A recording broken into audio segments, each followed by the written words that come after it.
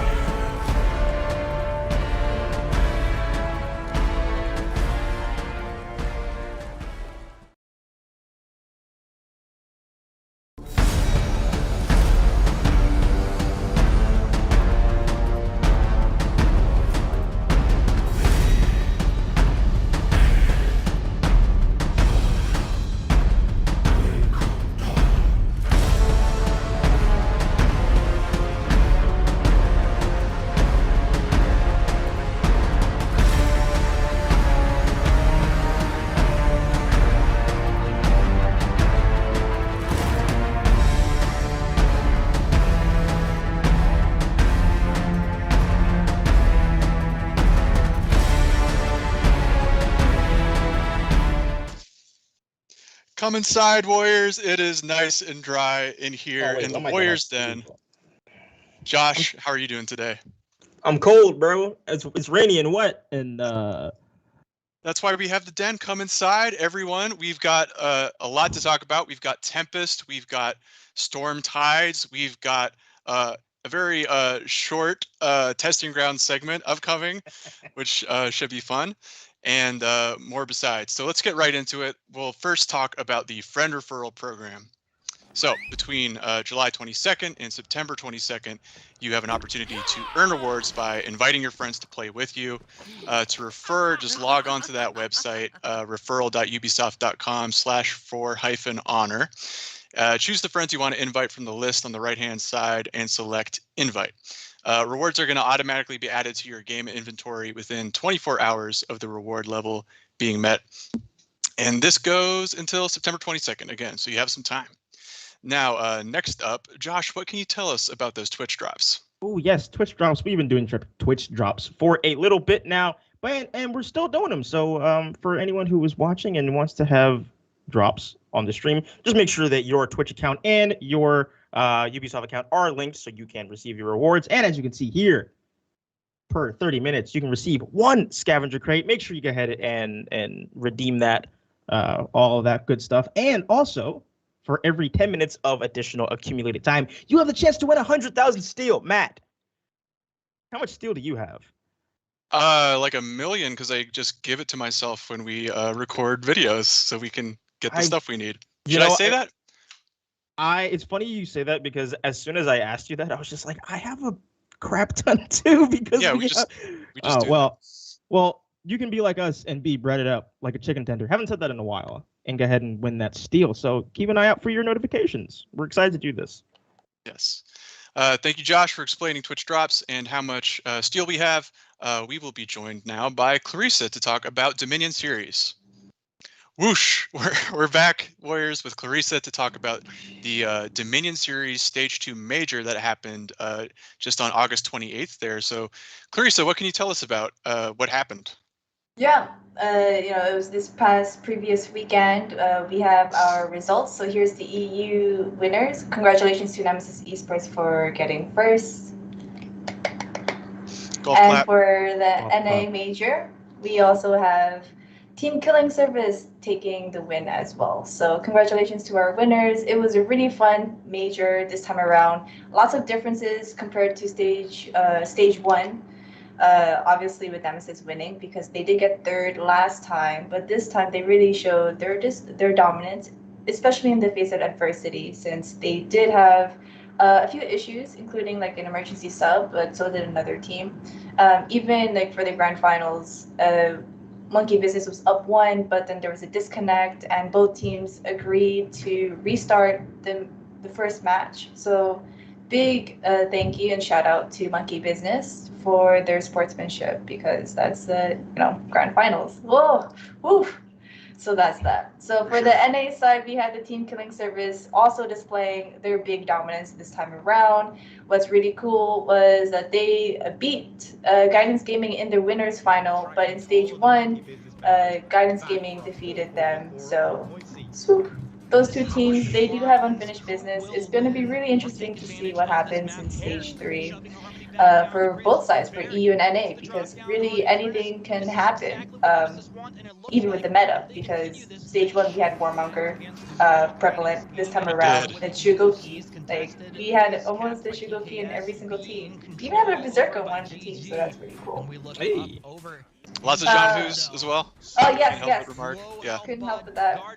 But we also want to give a special MVP award to Bucko on the NA side, the warlord that you see here, because he displayed lots of clutch moves, I guess. Not Clutchmeister moves, but clutch moves. Like he won a few 1v3s, which helped secure the victory for them in even the grand finals. So congratulations. Awesome performance. Yes, I agree.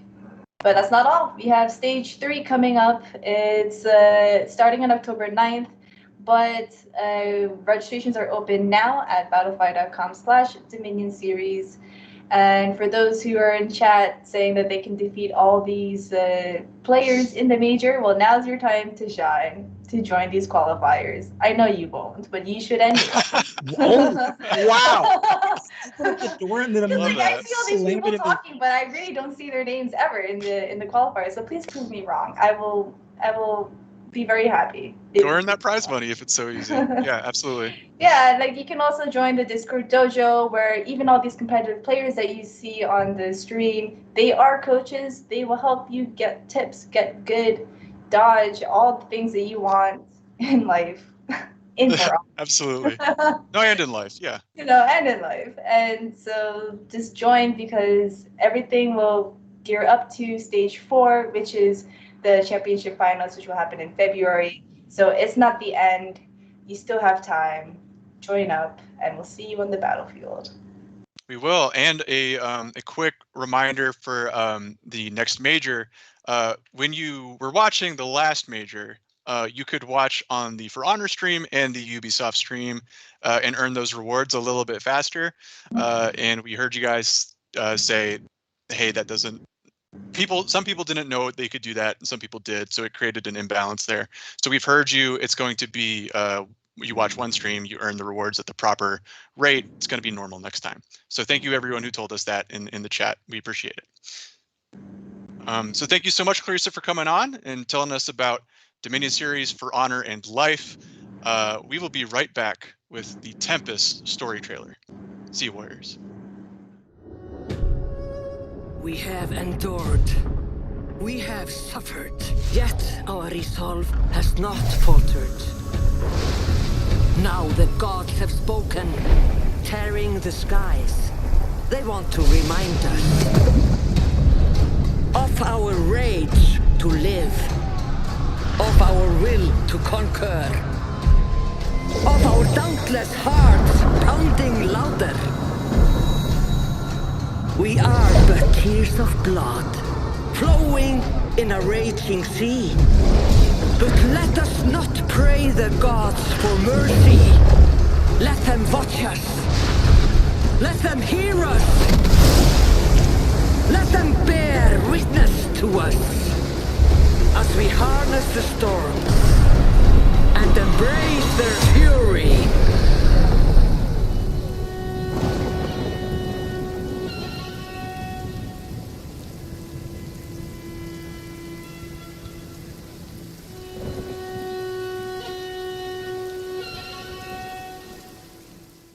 It was a dark and stormy trailer. That was amazing. We are back with three, in my opinion, stars of the silver screen. Nico, Elise, and Andrew, welcome to the Warriors Den. Thanks for joining us today. Hi, Matt. Hello. We have a lot to get through. There's a lot of topics to talk about with Tempest. So, Nico, what can you tell us about the season in general? Well, Heathmore is still very much exposed to Mother Nature's wrath this season, and after the drought, the wildfires, in Season 3, Heathmore will see heavy rains and flooding alter its environment. So Tempest is central to this season. That's going to be our main theme that will show in our platform realization, that will show in our Battle Pass rewards. We will also launch this season with a new event called Stormtide, and during that event, starting at September 9th, and for 3 weeks, you'll be able to play and loot a bunch of new rewards and weapons. And while I'm talking about events, I want to talk a little bit about what's coming in the future. We all know Season 3 is Halloween season, and while I don't want to spoil the surprise, we have something super special this year for Halloween. It's going to feel very different from what we've done in the past few years, so stay tuned for more info on this in the upcoming months. Back to season launch now. We have a lot of gameplay updates coming. We have characters from the last testing ground that are coming, Shugoki, Orochi, and Raider. We have fixes to option selects and also dodge fixes that will make the overall combat much more reliable. We have a new testing round coming early this season. Stay tuned for the date. This one is going to go live much earlier than usual, and it will be about Dominion, rebalancing some renown gains, trying to improve some of the rules around the game mode, and also Shinobi is going to be coming back as, given the feedback we got from the past testing round, we wanted to have a second go at updating our Shinobi character. And I think that's it. I think that's it. Or, oh no, I think I forgot something very important. One more thing. I think I forgot something very important. You've been asking for unique executions in the past, and I'm happy to announce that Tempest season will have 29 new executions, this time only one for each character. So we're super excited about this, and we can't wait to show you a little bit more of those executions later on in the show. That's it from me. Enjoy the rest of the stream. Thank you, Nico. That's awesome news. And yes, we will be, in just a bit, we'll see all those unique executions. But for the narrative of Tempest, Elise, what can you tell us about the sort of general background of the season?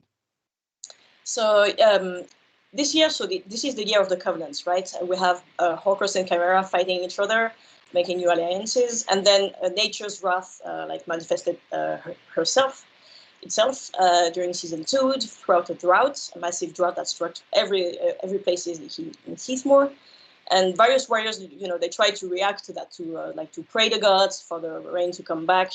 The Kyoshin even arrived and tried to restore nature's balance through their actions, and now we have an answer from the gods, and it's coming from the Vikings. So basically, you had the warriors in the shadows trying to make sacrifices, but very gruesome sacrifices at times, and other times they were more worshipping nature, trying to really appease the gods. And now we have that massive tempest striking Heathmore. So there's those cool authors that you see here and there, and more with Andrew right after. But we've also been very much inspired by Norse mythology for this season. So I was mentioning gods, and we have 2 of them showing here and there in customization, especially in those really, really cool mood effects. We have 2 versions. So one is Ran, and the other one is Aegir. It's a couple of deities in Norse mythology, and they are the embodiment of the seas and the tides and the waters. There are so many cool stories about them. No very specific visual representation of them though. So that's why we took a lot of liberties, inspired by the other sea creatures and things like that, to depict them in our game. And yeah, one cool story, for example, is they are almost the guardians of the underwater Valhalla for people who have drowned at sea, for example. So that's one of the cool myths around those 2 gods. So this season, many things will be pouring and like drenching players with like cool executions as we just saw right before. And yeah, I can't wait to see how the players will react to all of that. Yeah, so the Viking prayers worked, which is good for them. So regardless of who wins the faction war, that's a W for the Vikings in my book. Yes. So that's all really cool background. Andrew, with the in-game realization itself and the map changing, what can you tell us? Well, as you noticed by now, we're focusing on the Viking in this season. I mean, Viking had a belief in deity of the sea, which were introduced by Elise. Their legend made people to believe they had to make offerings. But for one side, they meant respecting the nature, but for some people, they believed that offering required blood. And drought made people to be a bit more desperate and difficult to make the good decisions. And this is going to be showcasing in one of the map. And we worked on the 3 maps this time, which is the Shard, as you can see right now, and the Gauntlet and the Harbor. And each map has a different status of flooding. On this one, the Vista is something that we kind of focused on it too. And Gauntlet is where we see quite drastic changes to support the narrative scenes. The player will find the interesting changes of the mood from each capture points and the starting point. It may not be shown every the point, so it will be pretty interesting for you guys to find out. And of course, all the vistas are going to be changed around it. Mainly the movie, the Midsommar was a reference in this map, and it's the place to introduce the reminder of the horrible decisions that were made for people's belief. And the map team and the VFX team worked extremely hard for players to have a unique experience throughout this season. But not only the maps, but also menu, loading screen, and the world map as well. I might not say enough, but many thanks to the team for consistent effort and non-stop challenges. And I must say this is the only start. We cannot wait to show more throughout this season. Yeah, thank you to the team. It looks super dramatic to see all those maps with all the changes. So it looks awesome this season. Nico and Elise, thank you very much for dropping by. We are going to come back with Andrew for the Battle Pass. But in the meantime, in between time, we have a lot of unique executions for Tempest to show you. So Warriors, we'll be right back.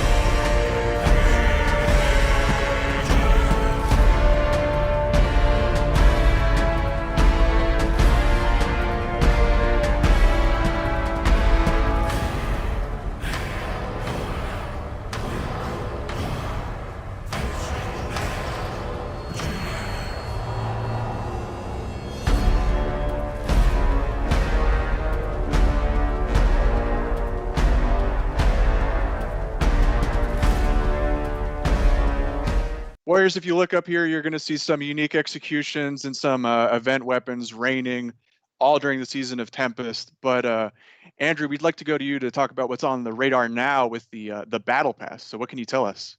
Yeah, Battle Pass contains a lot of rain and the waters. I mean, water in For Honor it contains a lot of symbolic meanings. The water from the intro cinematic, the water in drought seasons, the water in Tempest season, they all have a different meanings behind. But one thing in common is that somehow it reveals the people's true intentions. The key art, nothing much to say, just amazing. The Battle Pass weapons, as you can see from here, is inspired by the Gaudi church and Turkish ornamented daggers. This time we wanted to make them look more like King's collections or the treasure. So expensive and elaborated patterns and gems were used to design them. But treasures sometimes become just rusted metal when it sinks under the sea. But still, there are definitely amazing collections that player will remember by. In contrast, for the event weapons, the waterway and the patterns that were created by the wave were used to retexture the weapons. And it's a very calm, deep sea blue will make these weapons to contain Tempest in your weapon library. Of course, the mood effect, as you can see, the weapons, but also the mood effect that will kind of show up very soon. The Tempest of Aegir and the Ren effect with the battle outfit and ornament, as you saw before, will complete the seasonal fashions. And I think most importantly, perhaps in my opinion, the Cloak and Cloak signature with Centurion in the tube, or whatever you call those. Oh my god, that's amazing. It's immediately Rui after your victory is going to show off your fashion as well. And of this course, this is very Shaolin, I think, just using the water right. to. That's awesome, Andrew. Thank you so much for taking us through that. Any notes of to kind of conclude on with the battle pass?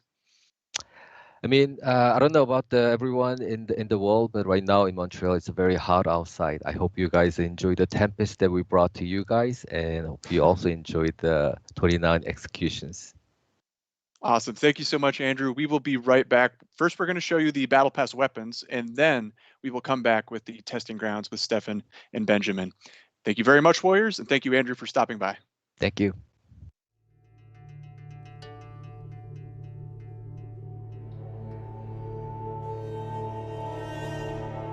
Æglubið, hvítust korna, hvertigt og veofónus lyfte.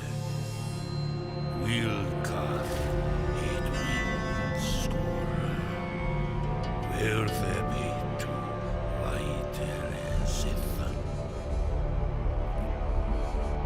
Oft nýða vernar nú, du helbend while, give I'm thread, give he his listað æru.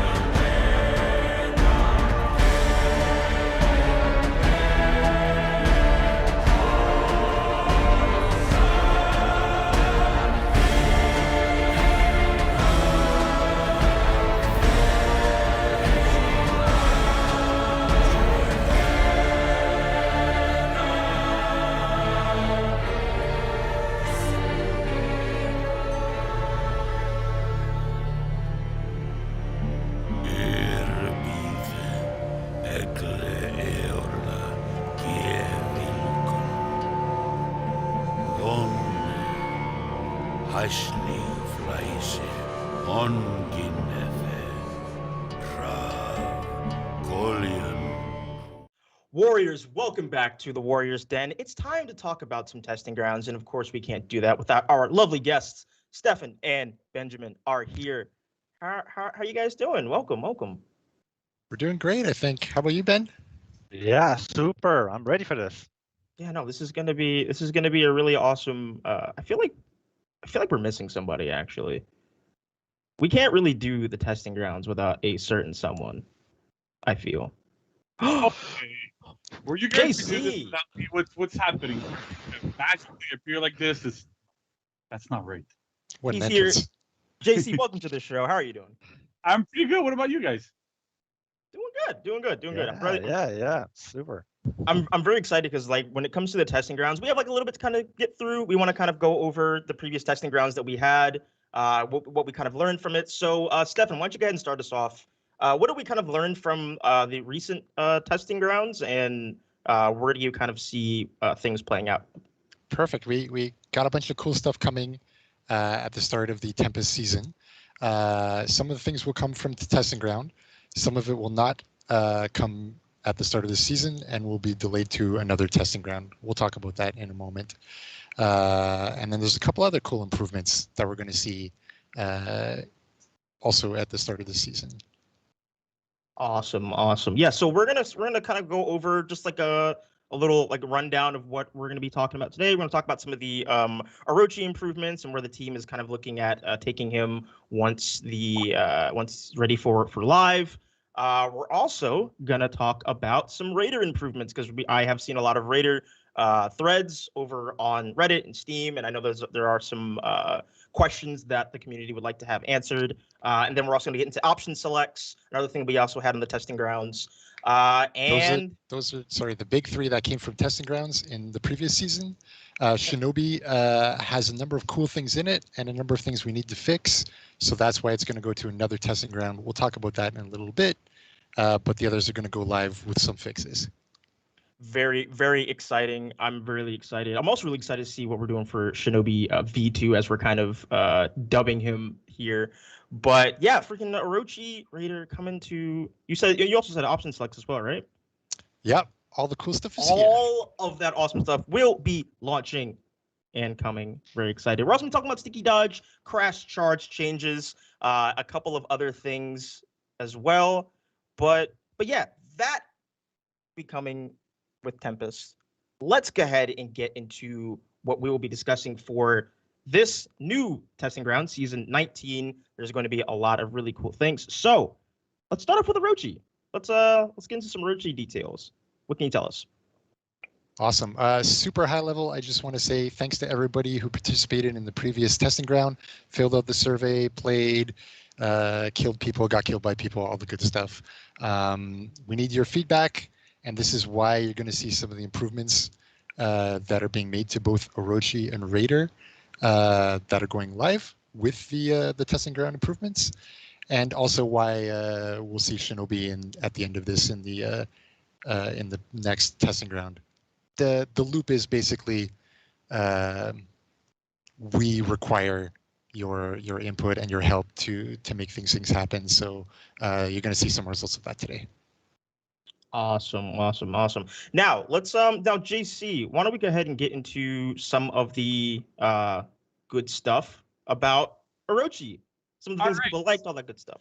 Yeah. Okay. So first of all, Orochi, I think from what we got from the surveys and what we've seen from the community, was by far the most well received one out of the bunch that we had. People were super hyped. There was a lot of really good stuff. The main point that we got, I think I saw it on Reddit like a million times, is dodge cancel timing, right? So yeah, a lot of people were kind of unhappy at when you could dodge cancel out of stuff with Orochi. So we're gonna go over it, but that was the main sticking point. We've also made some other changes based on feedback, so we're gonna go through them one by one. Sick, let's do it. All right. So first up, we have dodge cancels, like I was mentioning, right? So it wasn't as effective in group fights as we expected. So on top of getting a lot of feedback, how it felt maybe like a bit unresponsive or not super good, the other data that we've gathered was that it wasn't as strong as we wanted to. So because of that, we've put it at 200 MS after every single recovery. It used to be at 333. So now at 200, it's a lot more effective. You can dodge out of stuff. You can also still delay it up to a 333. So it gives you a bit more flexibility in how you can use it. Try to get some like meaty deflects and stuff. So that's kind of cool. And we also added the possibility of dodge canceling dodge attacks as well. We weren't able to before. We were a bit worried about a bunch of those things, like having people do dodge for its kick over and over and over again, for example. So now that we're a lot less concerned with that one specifically. So with this, we can cancel your dodge attack recoveries with other dodges. So that's pretty cool. I can't wait to see those anime things with that riptide into riptide into riptide. It's going to be kind of cool. The main question I usually heard from people was like, why even did we make it at a later timing than it was on normal Orochi? And the main reason for that is because with the introduction of the kick, certain things would have been guaranteed at the old timings, like the 200 ms timing that you see here. So we've adjusted a couple other things to try to compensate for this, so you're not guaranteed to get a kick after something else. Yeah. So yeah. Yeah, that makes a big difference then too. All right. So other changes, right? So we also heard you guys, the Orochi's damage was a bit overtuned, was a bit too high, especially with all those combo lights. So now we've reduced the damage of most of Orochi's openers by 2. It kind of varies. Yeah, it doesn't sound like much, but it actually makes a bit of a difference. So that's interesting. The other really top requested feedback was that zone attack still felt a bit lackluster, was not super useful. You kind of like were stuck when you're using, you had to dodge cancel. So it is now officially a chain starter. So we're gonna have video at the end of this, we can show you, but zone attack counts as an opener, so you can do dodge attack, zone attack rather, into combo light, into like dodge cancels, into top heavy finisher, into whatever you like. That's pretty good. We've also put light dodge attacks back to being light parries. They were heavy parries as kind of an experiment that we ended up like it wasn't as a bug. Yeah, right. So that's it. So we kept it at a heavy parries just so we were trying to do some things, but it turns out that it's a bit too strong for Orochi. He has really good dodge attacks like Riptide and stuff, extremely strong. So that's they're back to being light parries. So Orochi's can just constantly side dodge light or Riptide and then never get punished for it. So that's pretty good. And last but not least, another thing that was brought up by a lot of players was that Wind Gust, which is the deflect punish, did not beat armored attacks, right? Uninterruptible stance is armor, so it did not beat it. So you couldn't deflect somebody and then do Wind Gust into armor and not beat them, kind of like what Valkyrie can do, for example. So now Wind Gust properly does that. So you're pretty much guaranteed your Wind Gust every single time you manage to deflect, which is really useful for Orochi. So we can have that video now for a zone attack if we want, Max. Yeah, Max is superstar. So yeah, we can see now that's it. So zone attack goes into top heavy finisher. You can do combo lights. You can do whatever you want. It basically is a chain starter. That's good stuff. I definitely do think that having changing that's probably going to do a lot for Orochi. And as someone who's been trying to learn Orochi, I'm very excited to have kind of like more goodies to play with. But let's get over to Raider. Let's talk about Raider. Raider is a big fan favorite, right? And I've seen a lot of feedback. I've received massive documents from some players in the community with what they'd like to see done to Raider. So yeah, we can get into it. Steph, you want to walk us through like a bit of the feedback and what we got? Sure. I mean, a lot of it was quite well received. There's some questions about like, hey, should the Stampede charge really be at 500 ms, for example, which, I mean, Ben will talk about when we get to crashing charge as well. Armor timings, some of the chain rules that were a little, let's say, old school on Raider. It's like, hey, can I be a little more free on this character and effective with my armor? Yeah. We'll see. I think the changes we're gonna have are gonna make some players, especially one specific guy, who, like I said, sent me like a huge Word document with like a university level dissertation of what to do with Raider. So I think that person should be quite happy with these changes. I commend players that have the patience and the time to type long stuff like that. I've seen a lot of them. Like, honestly, it gets was read. I mean, like people don't believe we read it, but I mean, if you get there and it gets on the front page, we're going to read it. So yeah, and like honestly, it like I'm joking about it a little bit, but it was super appreciated. And so like whenever we get like any feedback is good feedback, so we're always happy to take it and read it. And okay, so let's go through it, right? So first up we have uninterruptible stance timing. Again, that's armor, so we got to be careful. So now we have armor at 100 ms on every chain heavy attack. A lot of the feedback we got from the previous timing was that Raider was really weak in group fights. He wasn't getting interrupted quite a bit. So with this change, it's a bit back more to what it's on live right now. It's a super tiny nerf to the heavy finishers that were at 0 MS, but otherwise, like at 100, it's still really good. You can still trade with dodge attacks. You can still do a bunch of different things with that. So that's really, really useful. So just a quick little bit of info there is like we can't have it at 0 for rollback reasons. We can have it later. Honestly, I thought more people would be mad about it being earlier, but they want it earlier. So okay, cool. Yeah, let's do it. Sure. All right, so next up we have chain improvements, another big thing that people are going to be super excited about. So you can now do Raider's Storm to Raider's Fury, right? So you can do the full Raider copter as much as you want, whatever you like. But yeah, so that's really good. Another change that we haven't listed here, but that's important to note because that's another big feedback that we got, is that the Raider's Storm, which is the neutral zone, was costing 12 stamina. It's up to 20. Just because like it was super easy to get massive pressure when somebody was out of stamina. So we changed that a little bit, but there's compensation for it a bit further down the line, so we're going to be good with that.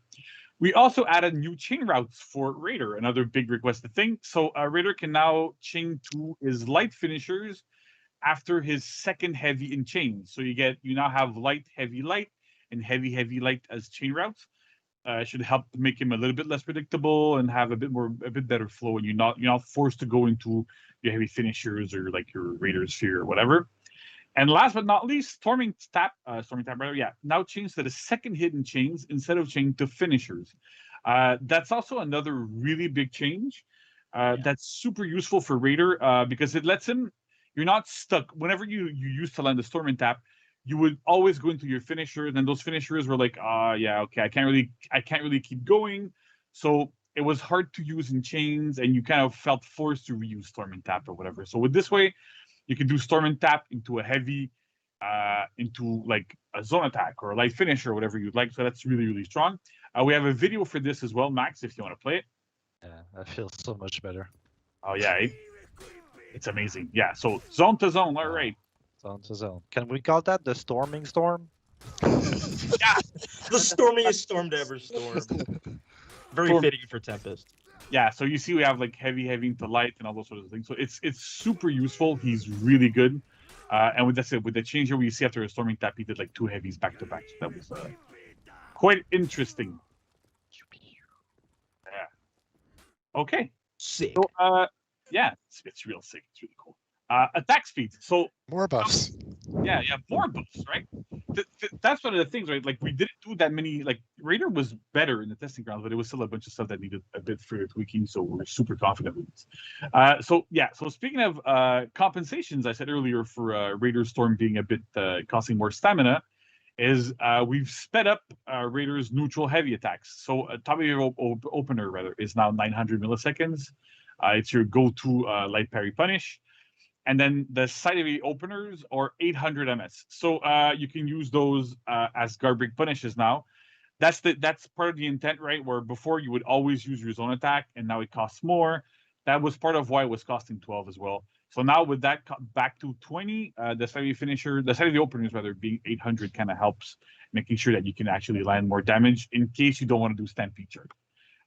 And Raider's Fury is 966 milliseconds. That might seem like a slightly weird number. I was going to ask about that. I'm like, it's a very specific number. Why don't you tell us what the reasoning behind it is? That entire 33 milliseconds is the difference between landing a storming tap, going to Raider's Fury, and being interrupted or trading and not, right? So with this change, Raider can do storming tap into Raider's Fury. And if your opponent was mashing light to interrupt, not only will they not interrupt, it won't trade, and Raider is going to win every single time in this situation. So it looks like, oh my god, it's like 33 milliseconds, but that makes a huge difference on Raider. So that's really, really cool. Beautiful.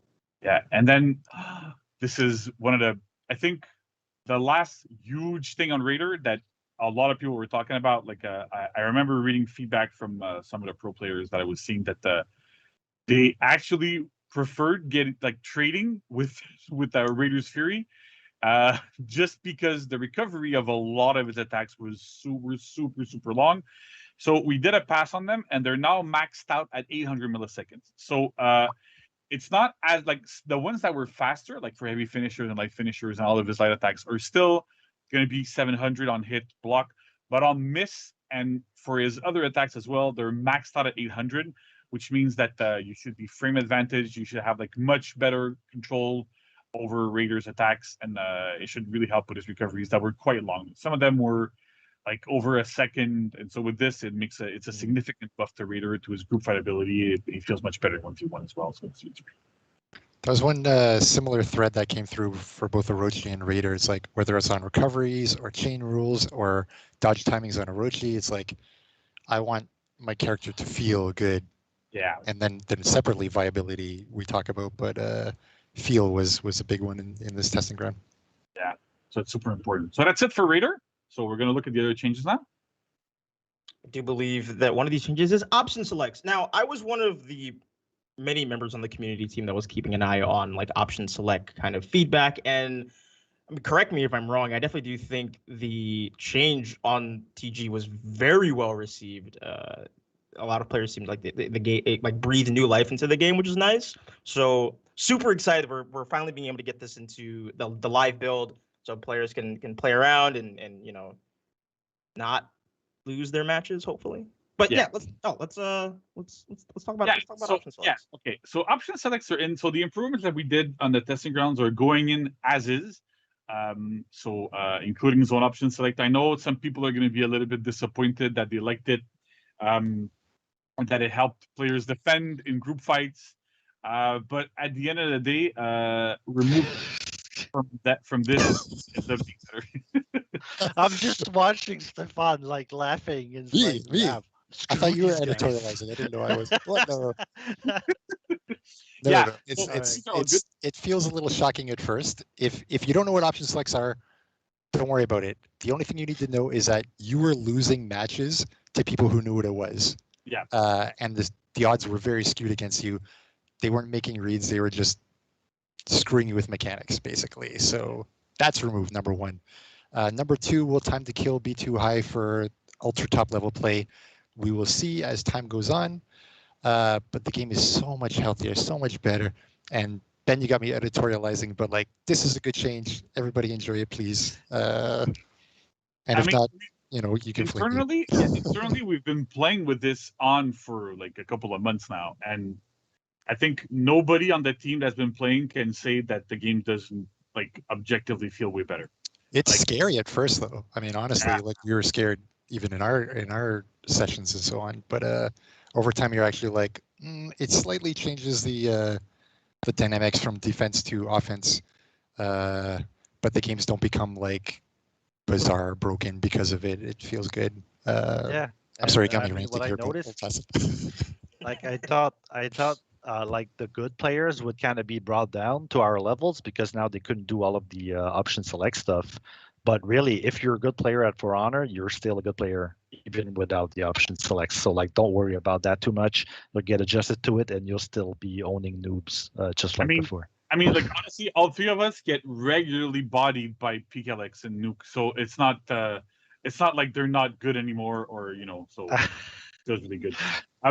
One thing I want to add though is that the tech that we have to clear out option selects deals with the vast majority of them. There's one that I won't go into detail because it's like pretty complicated, that we got feedback on during the testing grounds that is a lot more complicated to use, that is not addressed by this, but we're going to address it in a further update. That we're going to look into it to make sure that it's also fixed in the future.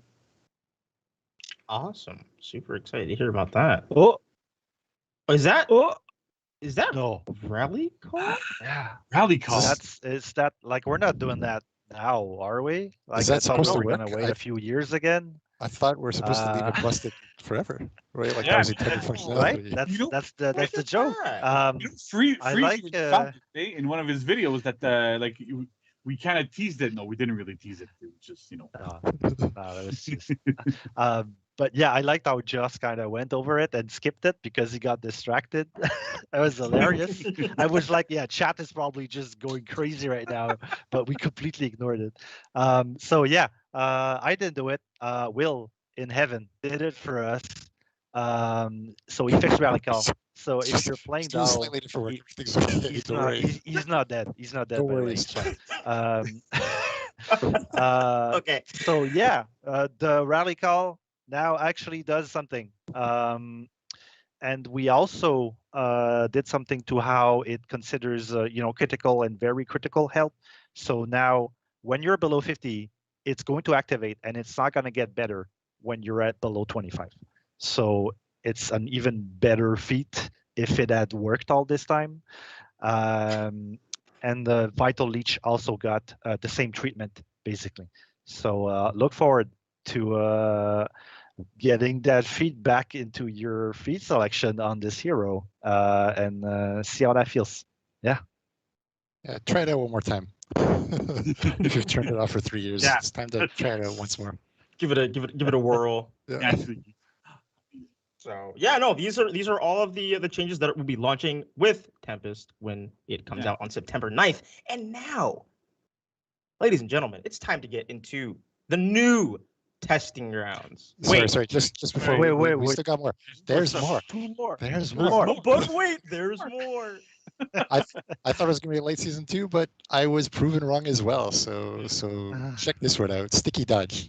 Yeah, so sticky dodge, right? So if you don't know what sticky dodge is, you probably have experienced it, but you didn't know what was going on.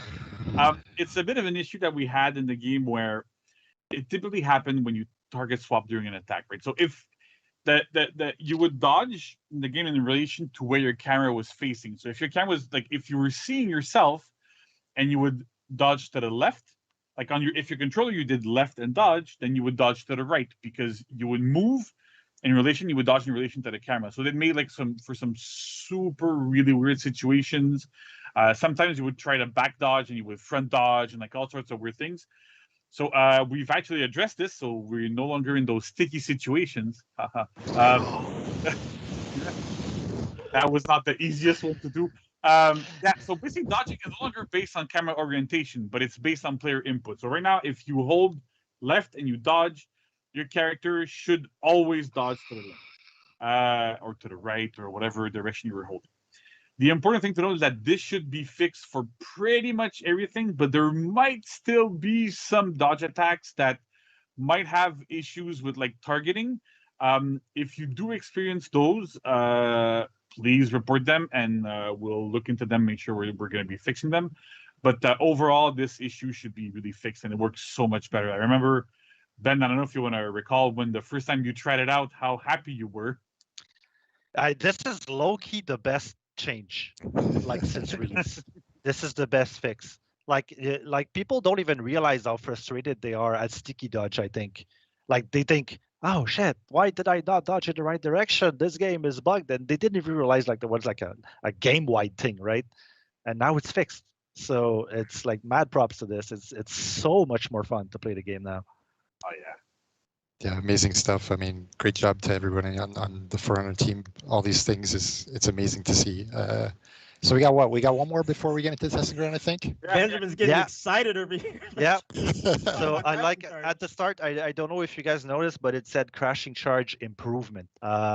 So we made it better, right? So now when you hit someone, you teleport to the nearest ledge and they explode into a glory of guts.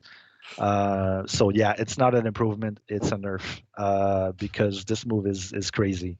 So first off, when you get someone with crashing charge as the warlord, it's no longer a case of even if a catapult hits you, you're still gonna get thrown off the ledge. Now there is reaction when someone hits you. There's no super armor. There's no complete invincibility going on anymore. So that's the first thing. Secondly, you could crashing charge into a wall, let someone go, hits the wall, you go back into unlock, you run, and you crash and charge him again, into the wall again. He has no stamina. Alt F4, I don't know, the game's over. It's really annoying. So, you mean ledge afterwards too? I don't know. Yeah, like Solo Infinite, like getting someone to a ledge from 40,000 miles away. There's a notorious video that we watched where it's like the guy is like full stamina, gets hit on the wall like 2 times, has no stamina, gets unbalanced. The warlord eats an ice cream cone, runs at him, boom, unbalanced again, a little quick selfie or anything, and then he just does this again until he reaches the ledge, and the guy just dies, and it was the saddest thing ever. So now, crashing charge no longer unbalances people that are out of stamina.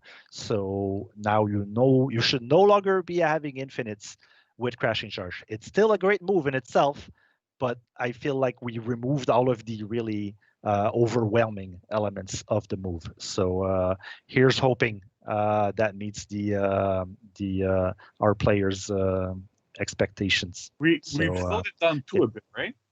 We slowed it down a bit. It was, I think, 700 ms. Now it's 600 ms. So it's on par with the new Stampede charge, basically. Yeah, so both end up at 6 at this point instead of 5, which we tested, I think, later on in testing ground. So that's super cool. I think less solo infinites is always good. And it's going to be interesting to see what happens in the Dominion series with possibly the strongest character or very close to it taking this nerf. Yeah, Warlord's a crazy meta pick, so yeah, it's interesting.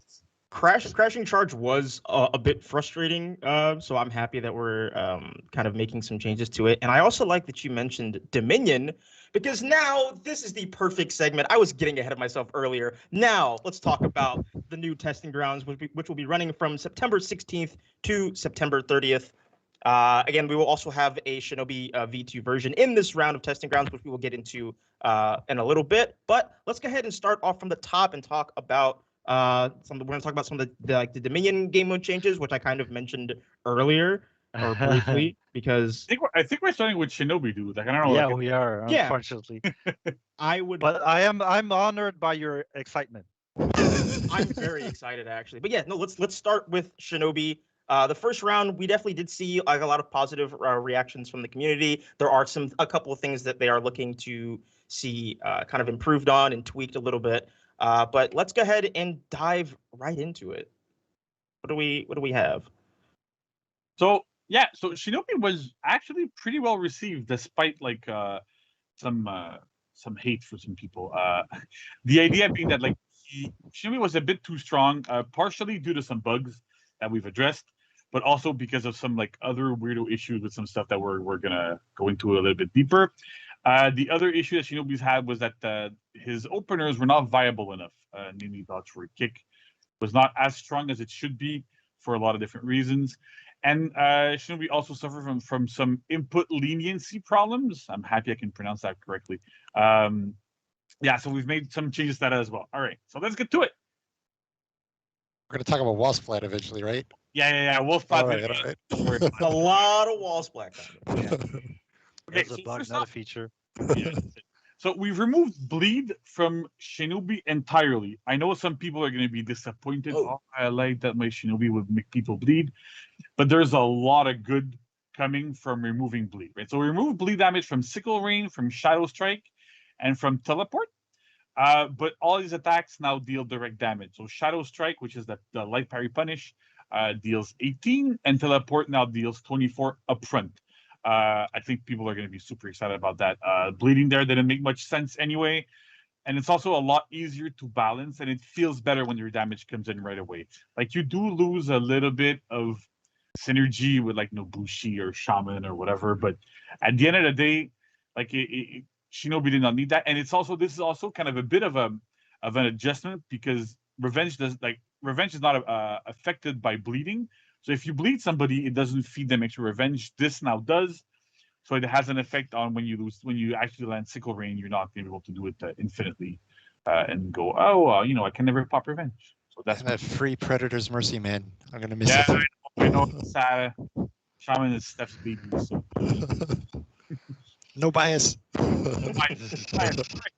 So Sickle Rain, right? So we did a couple of changes to Sickle Rain as well. It's no longer accessible after a guard break. We had initially done that change to kind of have the same feeling as you had when you did a range guard break. You can go to a Sickle Rain immediately. And also made Shinobi super threatening whenever you did like feint the guard breaks and stuff. But it was honestly a bit too strong. So we removed that direct link immediately. You still get heavy. Some roads go to Sickle Rain. Not all roads now. Not some of those roads have deviated to other outlets. Right. It now deals also 20 damage up front and 3 per stab, so for a total of 29. Damage is a bit on the low side for a heavy finisher, but it pins you for so long that it makes total sense. You still get free heavies from allies and stuff, and that's pretty good. It also no longer ignores pinning rules. That was an issue that Shinobi on live right now, as some people have seen in videos and stuff, actually still has, but because Sickle Rain was so much more easily available, it was super apparent. So now you can't have a Shigoki, for example, do a Demon's Embrace on somebody and then have a random Shinobi just Sickle Rain you out of it and still pin you. So that's also a really big change. And it also no longer drains stamina. It used to drain 30 stamina when it landed. It was done in a bit of a weird, janky way. So that's all been removed. So Sickle Rain should be a lot healthier now, and it's still a very strong tool. It's still a super good ganking tool. Still pins for a long period of time. Still really easily accessible. And the changes from the previous testing grounds are still in, right? So it's still unblockable from top, undodgeable from sides, all that good stuff. So that should still it's a change. It makes it a little worse, but it's still a very, very, very good. Next up, we have ranged heavies. Oh my god! So yeah, so it was interesting, right? Because the wall splat was granted a bit too strong, mostly because you got free Sickle Rains afterwards. I think that was the source of a lot of frustration. But on top of it, the other issue that people had with it was that you could target swap it. And we had intentionally done that target swap, right? So you could actually be good with a Shinobi in a group fight. And like, let's say you start with somebody, you kick them, target swap, throw out a range heavy at somebody, go back on your main target, roll, and do all that sort of good stuff. And that felt really good. But the problem was that you could still get an off-screen, relatively highly damaging bash that you could not see coming at all. So because of that, we removed the target swapping from range heavy. You can still target swap the front roll though. So you can still go on a single target, dodge kick into range heavy, target swap, roll, and it's still gonna work. But that's it. It was a little bit too frustrating for players. So we removed the target swap from it. And because we removed the target swap from it, it no longer made sense for that range heavy to be accessible after a backflip. Because you can just it was so easy to dodge that it made zero sense to use it. Right. So the main purpose of having it after a backflip was to target swap it. So because we removed it, it made no sense really to have it there. It sounds like it'll be a lot less, not really spammy, but I guess just frustrating, just constantly just getting splatted. Yeah, exactly, Yeah, right. For So sure. the other reason too is that you'll see where there's some changes to backflip too that also make a lot of sense in that regard. Now it's input leniency. Oh, I did it good again. So we adjusted, we usually say comfort, but I gotta be fancy today. So we adjusted it a little bit on front roll follow-ups and on shadow strike. So front roll, a lot of people didn't seem to kind of grasp where we were going with it, which is fine. That's my mistake. But the idea was that you would front roll and you had a huge window to buffer your follow-ups, whether it was the flip kick or Sickle Rain. But because that window felt a bit unnatural, people didn't really take to it, and they would typically hit the buttons late, and then the wrong thing would come out. So we've actually made the input window a bit longer, so you can actually do flip kick and Sickle Rain a bit later after you do a front roll. I have to warn you though, if you don't buffer it, it might not be as strong against players who early dodge it, but at least the comfort's going to be there and it's going to be good to play as, and it makes sense. The other thing we did was for Shadow Strike, the window we had to actually use a Shadow Strike was so tiny. Ben remembers this when we were doing Centurion. There we had some super small input windows, so it's now much bigger. It's a lot easier to land a Shadow Strike and go into your mix-ups when you manage to parry. So that also feels good. Yeah. Okay, front roll and backflip. So we've done a couple of changes to those as well, so that they feel more like they're dodges, right? So they now have iframes are for 300 milliseconds on front and back. I think backflip having iframes is one of the things that people have been claiming for the longest time since we lowered the range that it had. Before it would go back for so far that it was kind of crazy. But with this, at least, like you're able to avoid attacks with it. That's pretty good. But they no longer have guard break vulnerability. Invulnerability, rather. Sorry, that's a bit of a typo there. So you can get guard broken when you're doing a front roll or a backflip. So the idea is that it's more like a dodge, like I said. So you have to be a bit more careful when you use them. But you're still you should be able to avoid attacks with it, which is kind of like more what dodges do. Backflip also now can be accessed after most attacks on hit, block, and miss. Back to how it is on live, pretty much. So you can people that miss doing a light backflip, you can now do it if you want. Although you aren't really going to get a range heavy afterwards. So, no. But that's part of why we also removed the range heavies after backflip. Is that since you can now backflip on command on a bunch of things, it doesn't make a lot of sense to be able to just off-screen backflip into a range heavy into something, right? But with this, what's interesting is that it gives Shinobi a lot of options to avoid dodge attacks and to be able to be a bit more mobile when he's playing. So that should really help him out. And last but not least, front roll has extra forward movement. Some of the feedback we got from some players was that they like to be able to target swap front roll, but it didn't go further enough. So you would just like target swap front roll, and Shinobi would be like, "Oh, what's a roll?" And then he would just like roll in place. Kind of What's that? What's that, right? So it would just like do a barrel roll in front, and you wouldn't go anywhere. So that didn't really work well. So we had those changes as well for those two moves. And then finally, this mostly affects dodges and double dodges. So we removed the ability of double dodge to dodge backwards. That was still a problem. We got a lot of feedback from players at higher levels that saying, look, Shinobi is still so slippery that I can't do anything about him because he still just does side dodge, back dodge, side dodge, back dodge. So that felt really bad. So we removed that completely. So Shinobi can't just run away from opponents as easily as he could before. But double dodge can now access openers like you can on live right now. So you can do side double dodge into a light or into a heavy and get those options back. We had to remove them because they felt a little bit weird to have on those double dodges, but a lot of players said that they were actually really useful and were using them, so we put them back in. Another thing that we're trying out is that front dodge kick. You can now do it at 200 ms from front dodge, and you can delay it up until 500, compared to before where it was 300. So that's a test we're also doing to see if it actually helps, because we know that when it's at 100, it's super strong, and at 300, depending on what the character can do.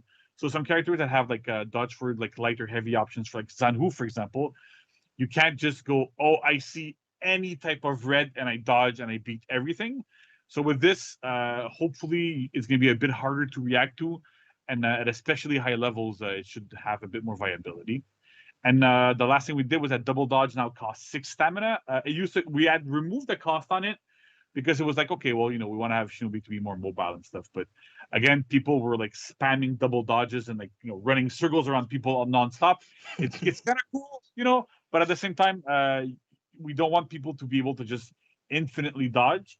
And also because the double dodge grants a second deflect attempt, right? You kind of have to have some sort of small cost to pay to be able to have that sort of strength, but it's still pretty strong. That's it for Shinobi changes.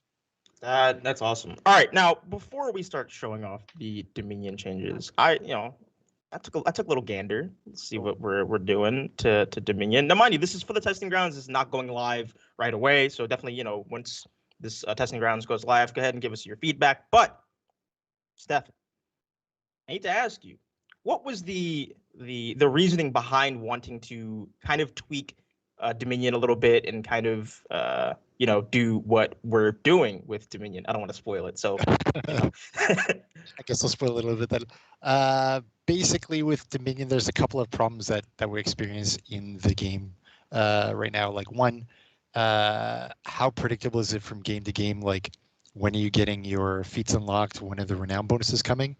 There's a number of renown bonuses. You'll know Ace. You'll know some other ones that are like, they happen at pretty unpredictable times, let's say. Like, either you'll get it and suddenly your team will be rocking, or you won't and your team will be losing.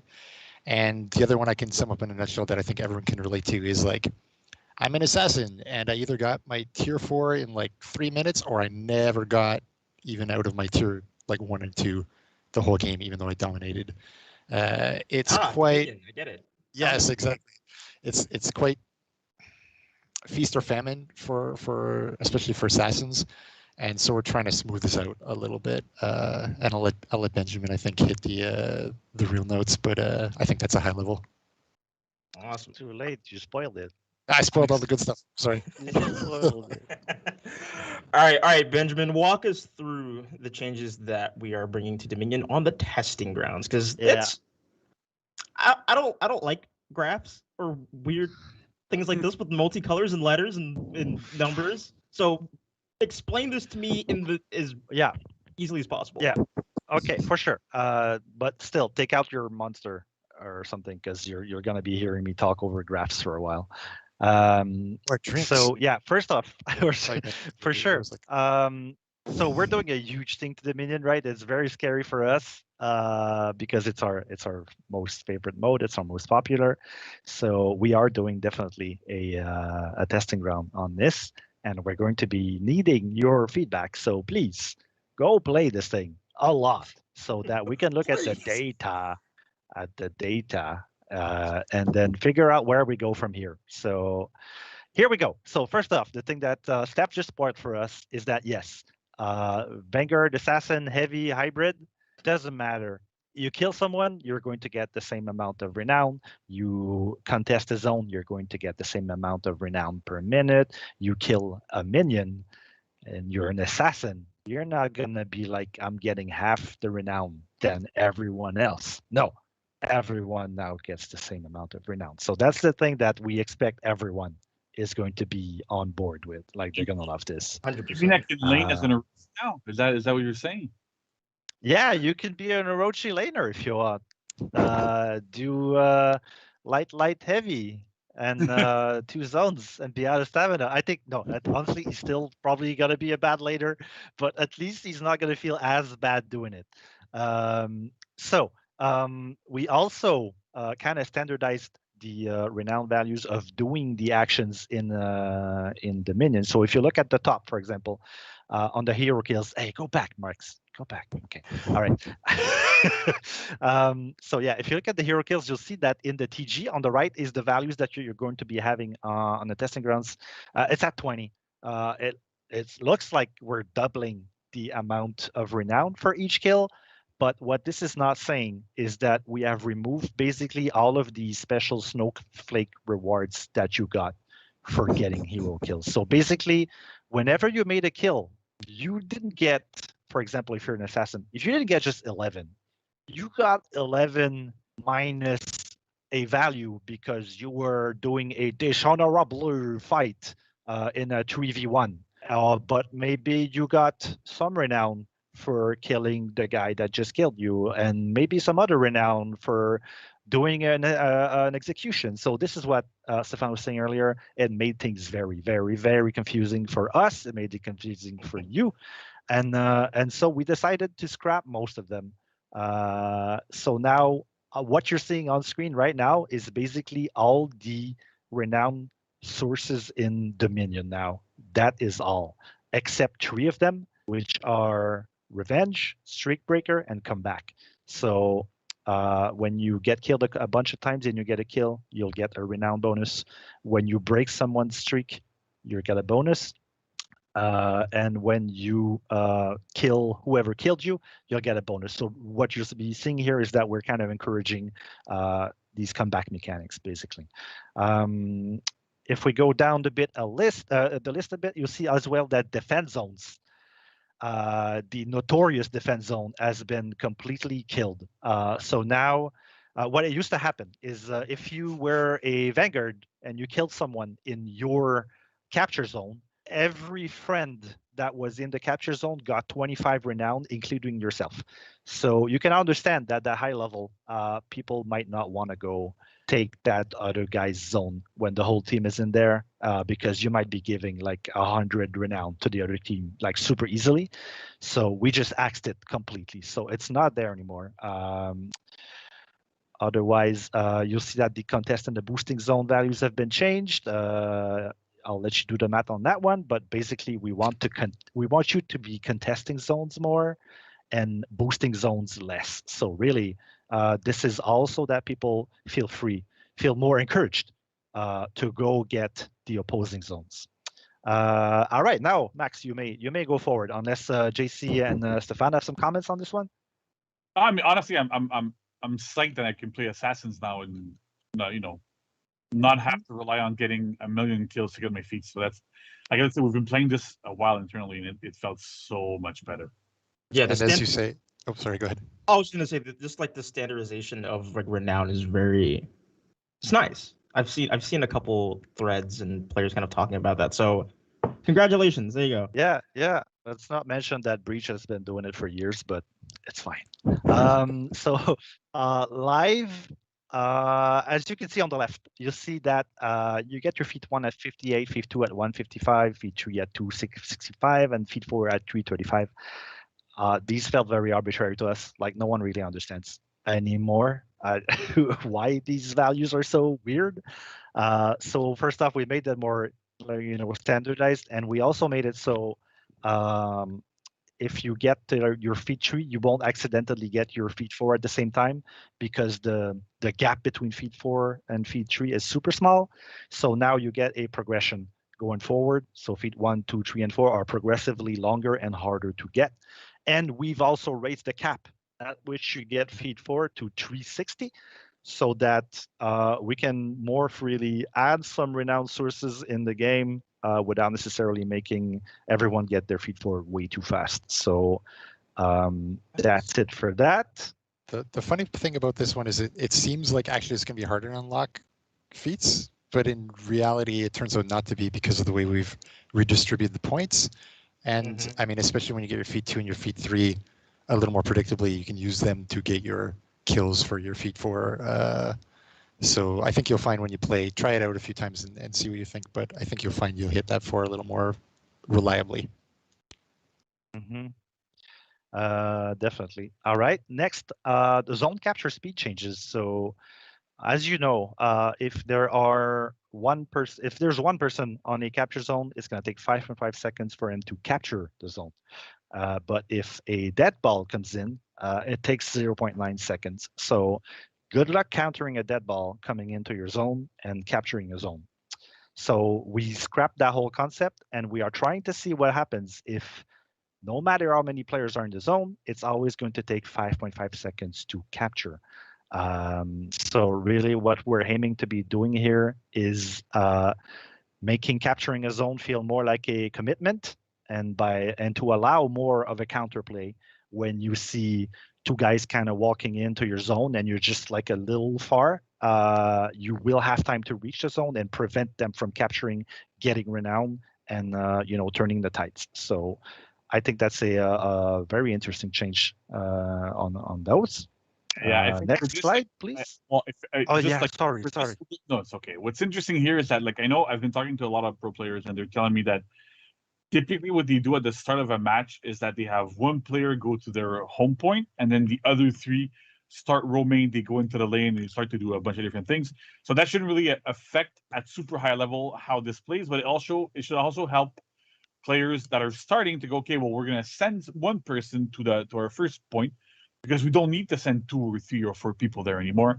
And it kind of helps with that. And also what we're hoping to happen is that when you have like 3 or 4 people, if you're trying to go contest your opponent's home point, and then you get there, you start capping it, or something happens where they kill you, and they have to you manage to cap it, they come back, they kill you, it's not going to get instantly retaken. So that makes a huge difference in giving your team time to come back, like you were saying, and try to get it back, and try to have that little back and forth between there to kind of encourage playing more into capturing zones and sort of stuff, rather than just, I'm going to keep my home point and then just go in the lane and just lane forever and just rotate between, home and B and all that time. So that, I think that should be really interesting. Yeah, and then like when we kind of like made the changes about, and you were kind of mentioning, did you want people to kind of contest zones more with the amount of players on the zone not really mattering? It just allows you to have more time to get to like a certain point to contest it. So I think that's really nice. That's a really nice change. That's cool. Yeah. Yep. And to finish it up, we have some changes to the hard points. So these are the points that you need to win a Dominion game. If you look on the left, you'll see that when you were controlling a minion lane, you would get 1.35 points per second. But if you're controlling one of the capture zones, you would get 0.75, which is laughable.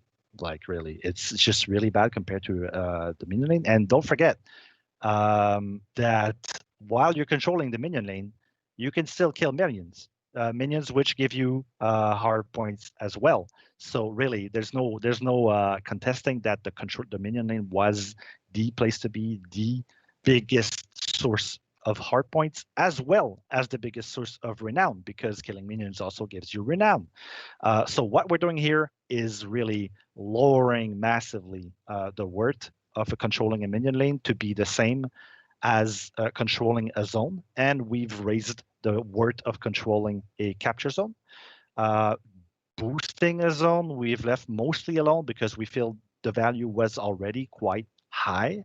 But this way, we want to try to see, like, what if all 3 points kind of had more of a balance of like, okay, so the minion lane isn't necessarily the end all be all place to be for hard points. So we want people to kind of consider all 3 points and kind of spread out more in a game. And really, that's about it. So as I said, we're going to be going to testing ground with this. We're going to be looking at the data, and we are fully committed to keep going at this until players are mostly satisfied with the values we'll be bringing, and our hope is to make the game more balanced. So stick with us, help us with data, and hopefully we'll make Dominion more fun for y'all. Yeah, and there's a reason why it's 2 weeks too, right? Is that we want to give players a lot of time to be able to play in that mode.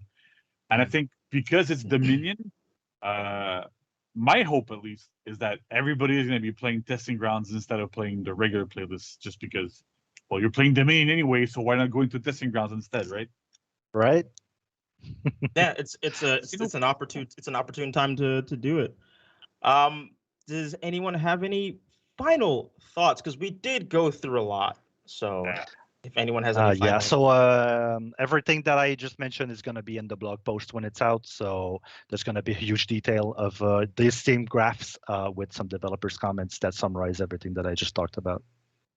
We have the same for Shinobi and for the other changes as well. You can look for a blog post. Should be really interesting. And like I said before, feedback is super important. We look through it. Like, I know I people don't believe it there, but I spend probably too much time on Reddit looking at like all the feedback I can get there. A bit on Twitter, a bit on the official forums as well. But like anything you say, and don't forget the survey as well. Like, we look at everything. But don't think that we don't listen. We're not looking at stuff or whatever. We're like on the prowl, hardcore for when the testing grounds are happening. I tend to stay up late and read Reddit too much, so that's not good for my health, but it's good for the game. Yeah. like 60% of my job, it requires me to talk to players and gather feedback. So please give me something to do. I would very much appreciate it. But Stefan, JC, Benjamin, thank you much for joining the show today. For the quick TLDR for those who may not want to watch the whole thing, Raider, Orochi, option select changes. These are coming with the launch of Tempest on September 9th. Then Shinobi V2, all the changes to Dominion will be in the testing grounds second week, September 16th, all the way to the 30th. And as these fine gentlemen have mentioned, definitely go ahead and send us your feedback and give us all of that awesome recommendations, anything you like, you don't like, what you want to see changed. The survey as well, definitely go ahead and check that out. And Warriors, we'll be right back to kind of recap everything, and maybe we'll have like a goodie or two in there. I don't know. We'll see. We'll be right back. Thanks, guys. Warriors, what an episode of the Warriors Den this was. I said Warriors twice, but that's okay. Matt, how'd you feel about the show today? I felt amazing. It was really cool to see your testing grounds segment that you hosted with the fight team. I always just love seeing them go into like detail about the stuff that they care about, like the Dominion retool, for example. So it was a great show with a lot of great segments. Yeah, half the time when the fight team were like talking, I'm just sitting there just like listening, because I'm not a dev, so like I don't exactly know like how the process goes, but for them to kind of just go into detail about stuff was super cool. We also got to hear from Nico, Elise, and Andrew to talk about Tempest, Storm Tides, about the inspiration for the season and what are some of the art and all this really cool stuff. So, and of course, a round of unique executions for Tempest, which I'm pretty sure everyone is excited about. And yeah, so we are launching Tempest next month, and we're also going to be dropping a new roadmap. So Matt, let's go ahead and talk about the roadmap and see what we're going to be dropping. Yes, September 9th, Tempest and the Storm Tides event as well. And the Battle Pass Points Fest will be happening right away, September 9th through September 13th. So get in there and start playing right away. We also have on September 16th through the 30th there, the testing grounds. And it's crucial that you play that and get us your feedback because it will affect the Dominion game mode going forward. Your input there. So please play it and let us know what you think. We also can't keep Shinobi out of it. He keeps coming back. So he will be there too with his changes. Yeah. Awesome stuff. And is that a slapping emoji? A slapping shared emote, paired emote. Whoa, whoa, whoa, what are you doing? Oh. All right. Mission failed. We'll get them next time. I didn't know which way to turn. Sorry. It's okay. We have strong force powers here. 10K steal for this, by the way. I should mention that. 10K steal for the slap off paired emote if you are looking to slap your boys around. I don't know. For those of you who aren't looking to slap your boys around, Wolves from the Door, if you're a Marching Fire owner, is available from September 2nd through September 9th. The Slayer Challenge with the, so be the faction with the most takedowns performed to take this little competition. Josh, which faction you got? Who's going to take this? Samurai. Viking. Samurai. Either way. We also have the Wrath of the Ormond Gander throwback event from October 7th through October 14th. Big hammer, big snake. That's all you need to know about Wrath of the Ormond Gander. It's a great event. We're excited to have it come back. And the Dominion series, Clarissa came on and told us a bit about it earlier. You can still register at battlefy.com/Dominion series for the stage 3 portion and get in there and back up all that stuff you're saying in Twitch chat about how good you are. We'd love to see you register. You won't. You won't. No, you have to. So register and you can still play that. Josh, what a long, strange trip it's been. What a long, strange, wet, thundery trip this has been, but we're all very excited here for Tempest. We're super excited for everyone to kind of try out these Dominion changes over on the testing grounds when that goes live. But yeah, Tempest drops on September 9th, folks. Get your ponchos, get your umbrellas, get your parkas, your I don't know what other things do people use to not get rained on? Houses, get your house, get your car, get your I don't know. Thanks for joining the Warriors Den, everybody. This was a great show. If you were watching on Twitch, be sure to follow us on Twitch if you are not already, so you can catch all of our awesome Warriors Den episodes. If you're on YouTube, hello, hi, come over, join us on Twitch, and basically so you can catch all the stuff that I just said previously. Be sure to also follow us on all of our social media platforms at For Honor Game, and we'll see you in the next one. Get your umbrella out. It's gonna be a wet one. Later.